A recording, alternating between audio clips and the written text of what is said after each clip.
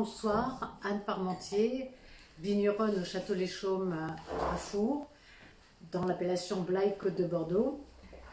Je vous présente le Château Les Chaumes dont j'ai repris l'exploitation en 2014. C'est une propriété familiale que mon père a achetée en 1965 en rentrant d'Algérie. Cette propriété lui a plu parce qu'elle était d'un seul tenant, comme notre propriété en Algérie, où nous faisions déjà du vin, et le seul VDQS d'Algérie. Chaume vient du vieux français Chauma, à flanc de coteau. Donc nous avons des vignes en coteau sur un terroir argilo-calcaire. Ces vignes ont été plantées par mon père entre 1966 et 1986. Donc des vignes âgées qui donnent de petits rendements. En moyenne, nous faisons 45 hectares. Et sur les sélections parcellaires que je mets moi-même en bouteille, je suis à des rendements de 35 hectares. Si la propriété est d'un seul tenant, c'est parce qu'elle a une histoire. Elle a toujours appartenu à des familles aisées. La famille de Bello, au début du XVIIIe, qui était à la fois officier du roi et vigneron. C'est eux qui ont bâti les deux bâtiments d'exploitation. Puis une famille fort Saint-Hubert qui était bâtonnier à Bordeaux, qui n'habitait pas la propriété, mais qui ont construit la maison d'habitation, la Chartreuse. Et enfin la famille Lapère, une famille de notables de Blaye, qui étaient des vignerons modernes et qui ont par exemple mis des vins en bouteille très tôt. Grâce à eux, le Château Les Chaumes était référencé dans le Ferret de 1873 comme un des bons crus du Blayais. Ce qui est amusant dans cette histoire, c'est qu'à chaque fois que la propriété a changé de main, c'est parce que à la génération, il n'y avait que des femmes et les femmes n'avaient pas repris la propriété. Donc je suis contente, moi, d'avoir suivi la voie de mon père et de mon frère. Et mon objectif en reprenant la propriété en 2014, c'était de démontrer que le terroir pouvait produire des vins de qualité. Donc ce que j'ai fait en premier, c'est que j'ai demandé à 2 ingénieurs agronomes de m'aider à faire un parcellaire, donc de déterminer des parcelles homogènes que je vais suivre avant les vendanges pour suivre la maturité, mais aussi pour évaluer la qualité de chaque parcelle, ce qui va me permettre de les ramasser une à une avec notre propre machine à vendanger. C'est des raisins sains et mûrs à point permettent de faire des bons vins. Le deuxième objectif que je me suis fixé, c'est d'élever ces vins en fûts de chêne français, et j'ai décidé d'avoir des fûts de moins de 3 ans, car pendant les 3 premières années, le bois va donner au vin des tanins du bois qui sont plus ronds que ceux du raisin et des arômes du bois.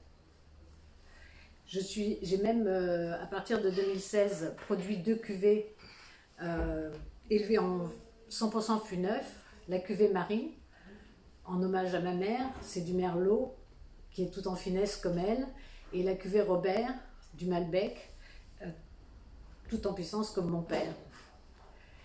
Donc j'ai aussi pu me rendre compte qu'il y avait 2 cépages qui étaient bien adaptés au terroir argilo-calcaire, le Merlot, mais ça ce n'est pas une découverte, puisque c'est le cépage principal de Blaye, et le Malbec. Alors toutes les propriétés à Blaye n'ont pas du Malbec, mais mon père avait de très vieux Malbec qui ont de petits rendements. Je fais 25 hectares sur les Malbecs, et donc je les vinifie séparément et je fais 2 cuvées, une cuvée de Malbec élevée en cuve que j'ai appelée l'exubérante parce que c'est un vin qui explose et qui a un bouquet très développé, un fruité très développé, et puis le Malbec vieilli en fût.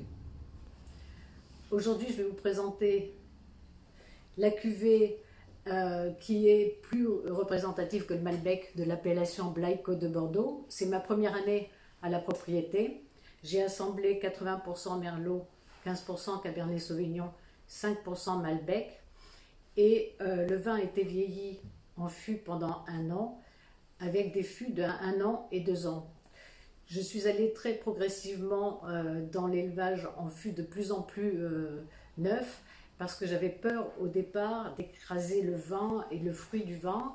Donc il fallait que je trouve un bon équilibre entre l'apport du bois et l'apport du raisin. Si vous voulez, nous pouvons passer à la dégustation de cette cuvée 2014 que j'ai appelée Vieille Vigne, puisqu'elle... Vous pouvez l'avancer. Super. Super. Elle provient donc des vignes les plus âgées, qui ont plus de 50 ans. Et nous allons la déguster ensemble.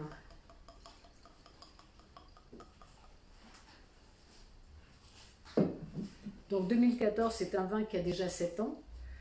Quand on regarde le reflet au bord du verre, on s'aperçoit qu'il y a des notes tuilées, donc d'un vin déjà d'un certain âge, une robe assez intense et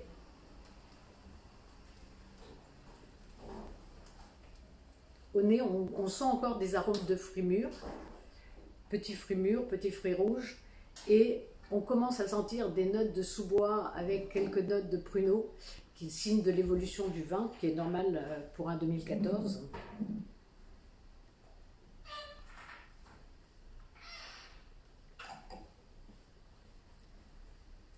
En bouche, l'attaque est ample et souple, les tanins sont fondus. Il y a une petite note un peu plus tannique en finale qui est caractéristique et du terroir et de la propriété, mais qui passe très bien en mangeant. Effectivement, ce n'est pas un vin d'apéritif. Ce que j'aime avec ce vin, c'est qu'il s'associe avec beaucoup de plats différents. Bien sûr, les viandes, mais aussi la cuisine asiatique, que ce soit avec du gingembre et du soja, ou des plats avec du curry, ce qui est assez étonnant pour un vin de Bordeaux, mais que j'ai découvert en essayant plusieurs accords.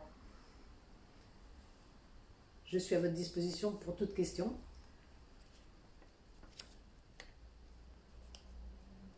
Est-ce que vous pouvez nous donner son prix et où on peut le retrouver? Ah oui, tout à fait. Excusez-moi.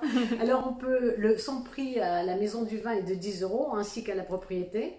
Et vous êtes bienvenus à la propriété où j'organise beaucoup d'animations et en particulier une exposition de fonds de barrique peints par 20 artistes contemporains. Cette année, ce sera du 12 juin au 12 septembre et l'entrée est libre.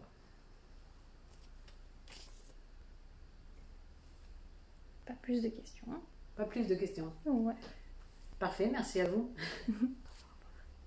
Au revoir.